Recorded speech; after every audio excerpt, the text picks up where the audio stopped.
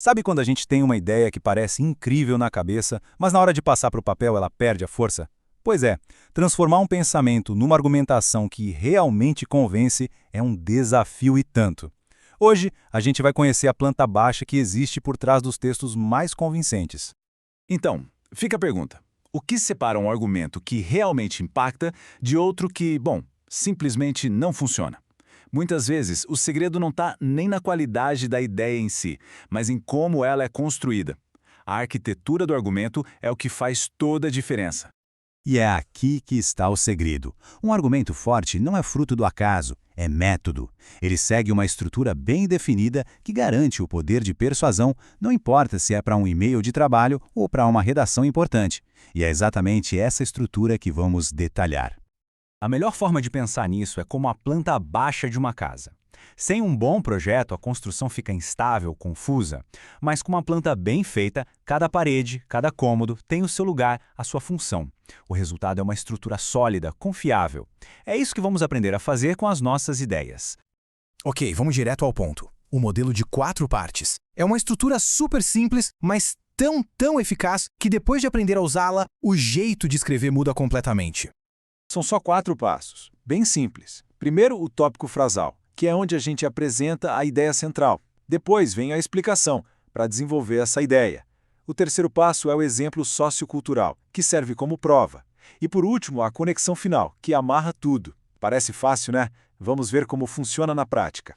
Agora vem a parte mais legal. A gente vai construir um parágrafo do zero usando esse modelo.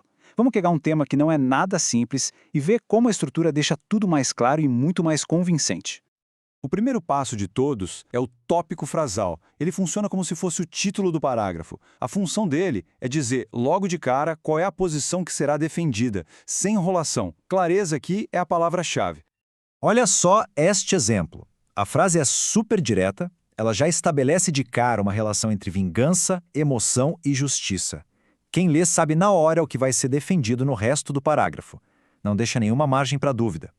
Certo? Com a ideia principal já na mesa, é hora de aprofundar. A explicação é o momento de responder as perguntas por quê e como. Por exemplo, aqui a gente poderia explicar que a busca por vingança nasce de um sentimento de dor pessoal e que isso acaba atrapalhando um julgamento imparcial, que é o que a verdadeira justiça precisa. Um argumento sem prova é só uma opinião, né? O terceiro passo é justamente trazer a evidência. É aqui que entra o repertório. Um livro, um filme, um fato histórico, uma notícia, qualquer coisa que transforme a ideia abstrata em algo concreto, que possa ser verificado.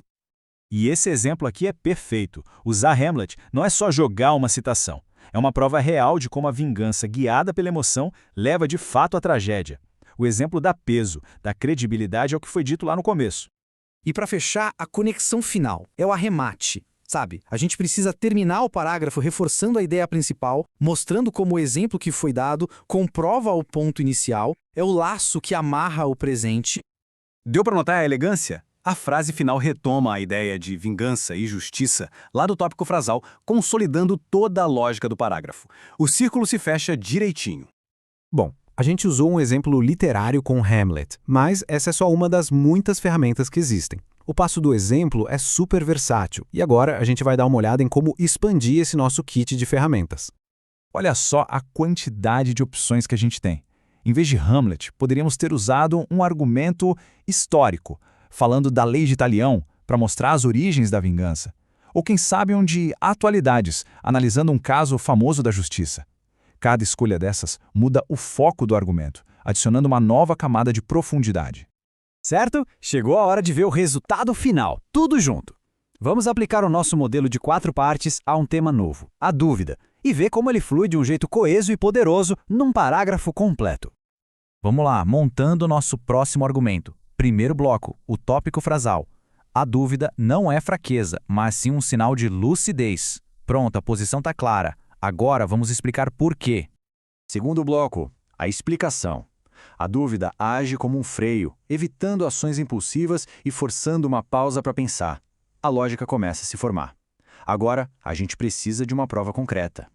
E aqui vem o terceiro bloco, a prova. De volta a Shakespeare, o contraste entre o Hamlet, que hesita, e o Laertes, que é puro impulso, ilustra perfeitamente essa diferença entre refletir e agir por paixão. Falta só amarrar as pontas. E o bloco final, a conexão. A conclusão resume tudo de forma brilhante. A dúvida é um freio da razão contra as paixões. Juntando todas essas peças, o resultado é um parágrafo forte, coeso. A estrutura realmente funciona. Então, o ponto mais importante é este. Não se trata só de preencher um formulário.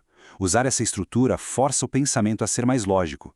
Ela garante que cada frase tem um propósito e o resultado é um parágrafo que não só faz sentido, mas que convence.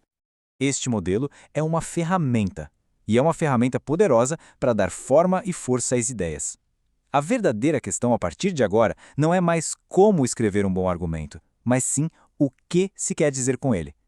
Com essa planta baixa em mãos, que argumento pode ser construído?